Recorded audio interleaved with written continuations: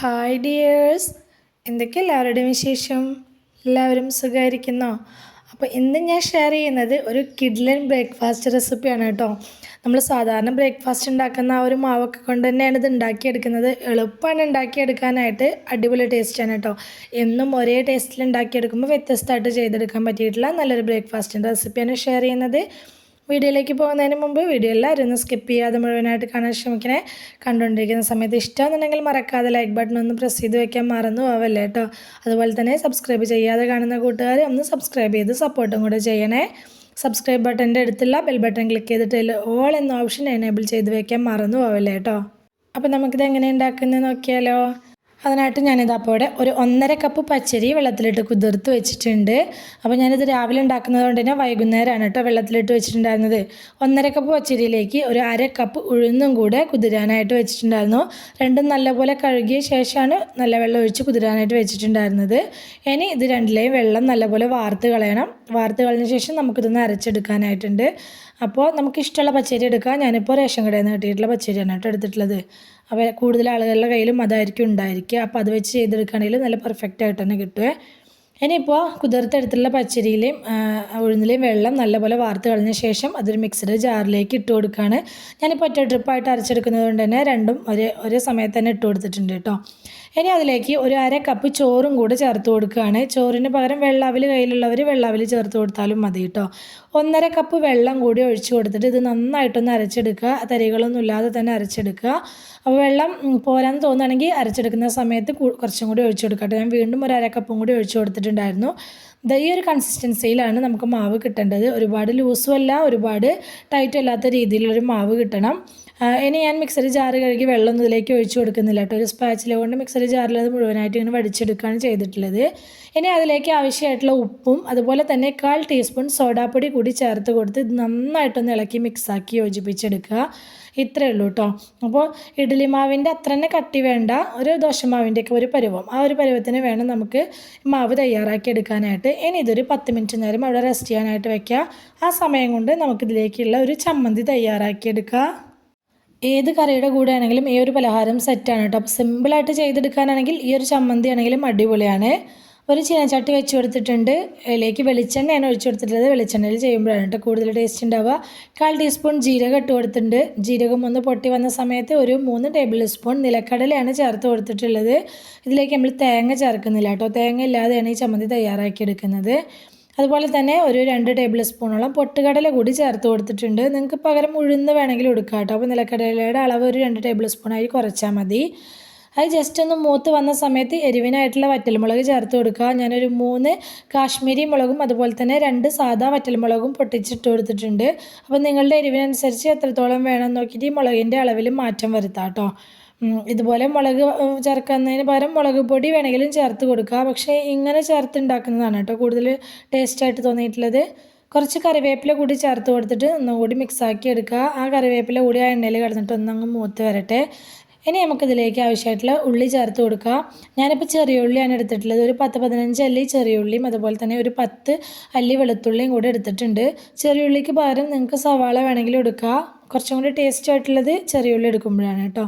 ഇനി ഇതെല്ലാം കൂടെ നന്നായിട്ടൊന്ന് വഴറ്റിയെടുക്കുക. ഒരുപാട് അങ്ങ് വാടി കളർ ഒരുപാട് ചേഞ്ചായി വരേണ്ട ആവശ്യമൊന്നുമില്ല കേട്ടോ.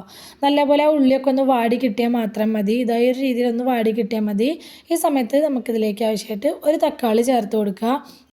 നല്ല പഴുത്തിട്ടുള്ള ഒരു തക്കാളിയാണ് ഞാൻ ചേർത്ത് കൊടുത്തിട്ടുള്ളത്. ഒരു വലിയ തക്കാളിയാണ് കേട്ടോ എടുത്തിട്ടുള്ളത്.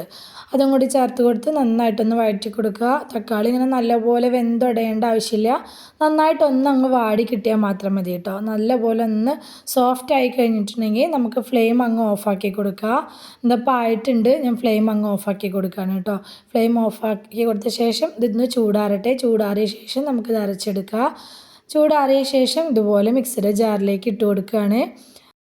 മുഴുവനായിട്ട് ഇട്ട് കൊടുത്ത ശേഷം നമുക്കിതിലേക്ക് ആവശ്യമായിട്ടുള്ള ഉപ്പിട്ട് കൊടുക്കുക. ഉപ്പിൻ്റെ അളവ് എപ്പോഴും കൂടി പോകരുത് കേട്ടോ.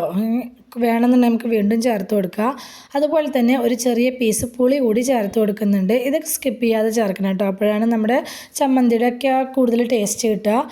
വളരെ കുറച്ച് വെള്ളം കൂടി ഒഴിച്ചു കൊടുത്തിട്ട് ഇത് നന്നായിട്ടൊന്ന് അരച്ചെടുക്കുക. നമുക്ക് എത്രത്തോളം ഇതിൻ്റെ ഒരു കൺസിസ്റ്റൻസി നോക്കുക. ചമ്മന്തിക്ക് എത്രത്തോളം കുറച്ച് ലൂസായിട്ട് വേണമെന്നുണ്ടെങ്കിൽ കുറച്ചും കൂടി അധികം വെള്ളം ഒഴിച്ചു കൊടുത്തിട്ട് നല്ല ഫൈനായിട്ട് ഇതൊന്ന് അരച്ചെടുത്തുകൊണ്ട് വരിക. അരച്ചെടുത്തുകൊണ്ട് വന്നത് ഞാൻ വേറൊരു ബൗളിലേക്ക് മാറ്റി കൊടുത്തിട്ടുണ്ട്. ഇനി നമുക്കിത് വേണമെങ്കിൽ കടുകും കറിവേപ്പിലയൊക്കെ ഇട്ടൊന്ന് കടുക് വറുത്തിടാം കേട്ടോ. ഞാനിപ്പോൾ ഇത് എണ്ണയിലൊക്കെ വഴറ്റിയിട്ടുണ്ടാക്കിയത് കൊണ്ട് തന്നെ ആ കടുക് വറുത്തിരുന്ന സ്റ്റെപ്പ് ഞാൻ അങ്ങ് ഒഴിവാക്കിയിട്ടുണ്ട് കേട്ടോ. അപ്പോൾ നമ്മുടെ ചമ്മന്തി ഇവിടെ റെഡിയായി. ഇനി നമുക്ക് നമ്മുടെ ബ്രേക്ക്ഫാസ്റ്റ് ഉണ്ടാക്കിയെടുക്കുക. നമ്മൾ 10 മിനിറ്റ് നേരം മാവൊന്ന് റെസ്റ്റ് ചെയ്യാനായിട്ട് വെച്ചിട്ടുണ്ടായിരുന്നല്ലോ. അപ്പോൾ ഇതുപോലെ ഒരു ഉണ്ണിയപ്പച്ചട്ടിയാണ് ഞാൻ വെച്ച് കൊടുത്തിട്ടുള്ളത്. ഉണ്ണിയപ്പച്ചട്ടി വെച്ച് കൊടുത്തിട്ട് വെളിച്ചെണ്ണയാണ് ഞാൻ ഒഴിച്ചു കൊടുത്തിട്ടുള്ളത്. നിങ്ങൾക്ക് ഇഷ്ടമുള്ള ഓയിൽ ഒഴിച്ചു കൊടുക്കുക കേട്ടോ. നല്ലപോലെ എണ്ണ ചൂടായി വന്ന ശേഷം മീഡിയം ഫ്ലെയിമിലേക്ക് മാറ്റി വെച്ചിട്ട് നമുക്കിതുപോലെ മാവ് ഒഴിച്ചു കൊടുക്കുക. ഞാനൊരു ഗ്ലാസ്സിലേക്ക് എടുത്തത് ഇതുപോലെ ഒഴിച്ചെടുക്കാനുള്ള എളുപ്പത്തിനും വേണ്ടിയിട്ടാണ് കേട്ടോ. ഇങ്ങനെ ഒഴിച്ചെടുക്കുകയാണെങ്കിൽ നമുക്ക് ഈസിയായിട്ട് ഒഴിച്ചെടുക്കാനായിട്ട് പറ്റും. മാവ് ഇതുപോലെ ഓരോ കുഴിയിലേക്കും ഒഴിച്ചു കൊടുത്ത ശേഷം നമുക്ക് അടിഭാഗം ഒന്നങ്ങ് വെന്ത് വന്ന ശേഷം നമുക്ക് പെട്ടെന്ന് തന്നെ അത് തിരിച്ചിട്ട് കൊടുക്കുക. ഒരുപാട് മൊരിയാൻ വെയിറ്റ് ചെയ്യരുത്. ഒന്നങ്ങ് അടിവശം വെന്തു എന്ന് കാണുമ്പോൾ തിരിച്ചിട്ട് കൊടുക്കുക.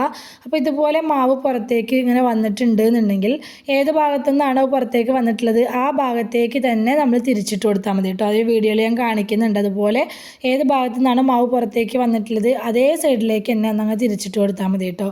അപ്പോൾ അത് നല്ല പെർഫെക്റ്റ് ആയിട്ട് തന്നെ കിട്ടും നമുക്ക്. അപ്പോൾ ഞാൻ പറഞ്ഞില്ല, അടിവശം നല്ലപോലെ മൊരിയുന്നതിന് മുന്നേ തന്നെ ഇതുപോലെ തിരിച്ചിട്ട് കൊടുക്കണം. അങ്ങനെ ചെയ്താൽ മാത്രമേ നമുക്കിത് നല്ല പെർഫെക്റ്റ് ആയിട്ടുള്ള ആ ഒരു ഷേപ്പിൽ കിട്ടുള്ളൂ കേട്ടോ. നല്ലപോലെ എല്ലാതും ഒന്ന് തിരിച്ചിട്ട് കൊടുത്തിട്ടുണ്ട്. തിരിച്ചിട്ട് കൊടുത്ത ശേഷം ഇതൊന്ന് ആ തിരിച്ചിട്ട് ഭാഗം ഒന്ന് വെന്ത് വരുന്നത് വരെ ഒന്ന് വെയിറ്റ് ചെയ്യുക. എന്നിട്ട് വീണ്ടും ഒന്നും കൂടി തിരിച്ചിട്ട് കൊടുക്കണം കേട്ടോ. കാരണം നമ്മൾ അടിവശം വല്ലാതെ ആവുന്നതിന് മുന്നാണല്ലോ ഇത് തിരിച്ചിട്ട് കൊടുത്തിട്ടുള്ളത്. അങ്ങനെ തിരിച്ചു മറിച്ചൊക്കെ ഇട്ട് കൊടുത്തിട്ട് ഒരു ലൈറ്റ് ഗോൾഡ് കളർ ആവുന്നത് വരെ നമുക്കിതൊന്ന് രണ്ട് സൈഡും ഒന്ന് തിരിച്ചിട്ട് വേവിച്ചെടുക്കാം കേട്ടോ. നല്ലൊരു ലൈറ്റ് കളർ ആയി കഴിഞ്ഞിട്ടുണ്ടെങ്കിൽ നമുക്കിത് എണ്ണയിൽ നിന്ന് കോരി മാറ്റാം. മിക്ക ദിവസങ്ങളിലും ഇഡ്ഡലിയും ദോശയൊക്കെ ആയിരിക്കുമല്ലോ എല്ലാവരുടെ വീട്ടിലും. മിക്കവാറും ദിവസങ്ങളിൽ അങ്ങനത്തെ ബ്രേക്ക്ഫാസ്റ്റുകളായിരിക്കും. അതാണല്ലോ നമുക്ക് രാവിലെ ഉണ്ടാക്കിയെടുക്കാൻ എളുപ്പമായിട്ടുള്ളത്. അപ്പോൾ ആ ഉണ്ടാക്കിയെടുക്കുന്ന ഇഡ്ഡലിയും ദോശയും ഉണ്ടാക്കിയെടുക്കുന്ന അതേ മാവ് കൊണ്ട് തന്നെ റെസ്റ്റ് ചെയ്യാനും പുളിക്കാനും ഒന്നും വെക്കേണ്ട ആവശ്യമില്ലാതെ മാവ് അരച്ച ഉടനെ തന്നെ നമുക്കിങ്ങനെ ഒരപ്പം തയ്യാറാക്കി എടുക്കാനായിട്ട് പറ്റും. അടിപൊളി ടേസ്റ്റാണ് കേട്ടോ. നമ്മൾ ആവിയിൽ വേവിച്ചുണ്ടാക്കുന്ന ഇഡ്ഡലിനെക്കാട്ടിലും അതുപോലെ ദോശയൊക്കെ ഉണ്ടാക്കിയെടുക്കുന്നതിനെക്കാട്ടിലൊക്കെ ഇത് എണ്ണയിൽ ഫ്രൈ ചെയ്തെടുക്കുന്നത് കൊണ്ട് തന്നെ ആയിരിക്കാം കൂടുതൽ ടേസ്റ്റായിട്ട് എനിക്ക് തോന്നിയത്. ഏതൊരു കറിയുടെ കൂടെ ആണെങ്കിലും ചിക്കൻ കറി, ബീഫ് കറി, അതുപോലെ നല്ല മീൻ മുളകിട്ടതിൻ്റെ കൂടെ ഒക്കെ ആണെങ്കിലും അടിപൊളി ടേസ്റ്റാണ് കേട്ടോ. നല്ല അടിപൊളി ടേസ്റ്റാണ്. ഞാനിപ്പോൾ ഇതിൻ്റെ കൂടെ ചമ്മന്തി കാണിച്ചത് എളുപ്പത്തിൽ തയ്യാറാക്കി എടുക്കാനും വേണ്ടിയിട്ടുള്ള ഒരു റെസിപ്പി ആയിട്ടാണ് ചമ്മന്തി കാണിച്ചിട്ടുള്ളത്. ചമ്മന്തിയുടെ കൂടിയും ഇത് അടിപൊളിയാണ് കേട്ടോ. അപ്പം ഞാൻ ആദ്യം ഇട്ട് കൊടുത്തിട്ടുണ്ടായിരുന്നത് ആയിട്ടുണ്ട്. എണ്ണയിൽ നിന്ന് കോരി മാറ്റി അത് മുഴുവനായിട്ട് ഇതുപോലെ മാവ് കഴിയുന്നത് വരെ ചുട്ടെടുത്തിട്ടുണ്ട്. നമ്മുടെ അപ്പമൊക്കെ എല്ലാതും ഞാൻ ഇവിടെ ചുട്ടെടുത്തിട്ടുണ്ട്. അടിപൊളിയാണ് കേട്ടോ. എന്നും ഒരേ ടേസ്റ്റിൽ ഉണ്ടാക്കിയെടുക്കുമ്പോൾ ഇടയ്ക്കൊന്ന് വ്യത്യസ്തമായിട്ടുള്ള ടേസ്റ്റിൽ ഉണ്ടാക്കിയെടുക്കണം എന്ന് തോന്നുന്നവർക്ക് തീർച്ചയായിട്ടും ട്രൈ ചെയ്യാൻ പറ്റിയിട്ടുള്ള നല്ലൊരു റെസിപ്പിയാണ് ഷെയർ ചെയ്തിട്ടുള്ളത്. ഇവിടെ മക്കൾക്കൊക്കെ നല്ല ഇഷ്ടമായിട്ടുണ്ട് കേട്ടോ. അപ്പോൾ തീർച്ചയായിട്ടും എല്ലാവരും ഒന്ന് ട്രൈ ചെയ്ത് നോക്കണേ. അപ്പോൾ ഇന്നത്തെ നമ്മുടെ ബ്രേക്ക്ഫാസ്റ്റിൻ്റെ റെസിപ്പി എല്ലാവർക്കും ഇഷ്ടമായി എന്ന് വിചാരിക്കുകയാണ്. എളുപ്പമല്ലേ തയ്യാറാക്കി എടുക്കാനായിട്ട്. ഇഷ്ടമായിട്ടുണ്ടെങ്കിൽ ലൈക്ക് ചെയ്യാൻ മറന്നു പോകല്ലേ കേട്ടോ. അതുപോലെ തന്നെ ലൈക്ക് ചെയ്യുന്നതിൻ്റെ ഒപ്പം കമൻറ്റ് ബോക്സിൻ്റെ അവിടെ കാണുന്ന ഹൈപ്പും കൂടി ചെയ്യാൻ മറന്നു പോവല്ലേ. റെസിപ്പി ഇഷ്ടമായിട്ടുണ്ടെങ്കിൽ അത് നിങ്ങൾക്ക് ഉപകാരപ്പെട്ടു എന്ന് തോന്നുന്നുണ്ടെങ്കിൽ നിങ്ങളുടെ ഫ്രണ്ട്സിനും ഫാമിലിക്കും ഒക്കെ ഒന്ന് ഷെയർ ചെയ്ത് കൊടുക്കുക കൂടി വേണേ. ഇതുവരെ കൂടെ നിന്ന് സപ്പോർട്ട് ചെയ്തിട്ടുള്ള എൻ്റെ എല്ലാ മുത്തുമണികൾക്കും ഒരുപാട് നന്ദി. എന്നാൽ ശരി, സിമ്പിൾ ആൻഡ് ടേസ്റ്റി റെസിപ്പിയുമായി ഞാൻ വീണ്ടും വരാം. Bye.